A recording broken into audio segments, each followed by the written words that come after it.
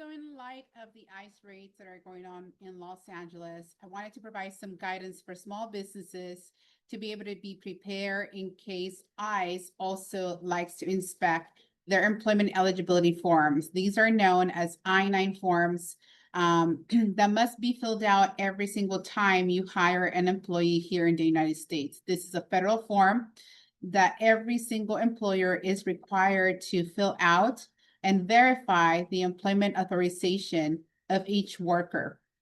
So ICE does have the right to inspect the forms. They must actually provide a warrant that must be signed by a judicial judge in order, or a subpoena in order to be able to view the forms. And employers have the obligation to provide notice to their employees 72 hours prior to issuing the forms to ICE. So I want to make sure that employers are aware of this and that right now is the time to make sure that all your I-9 forms are filled out correctly, that you don't have any issues. If you do have corrections to make, that you do make those corrections prior to a potential ICE audit.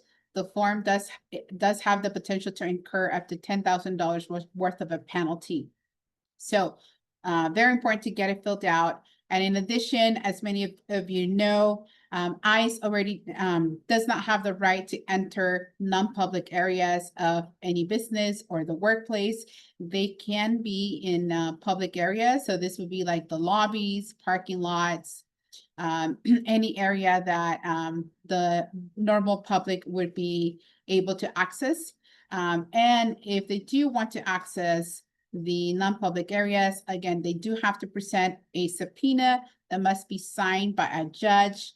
And note that actually having a warrant for removal or deportation, which is ICE form I-205, that's not an actual judicial warrant, and it doesn't grant them access to enter private areas. So please note of that. I'm actually coming out with, working on coming out with a webinar that's going to go into more details and resources and alternatives for businesses of what they can do in case they do have employees that do not have the proper documentation here. So stay tuned. I will be back with more information soon.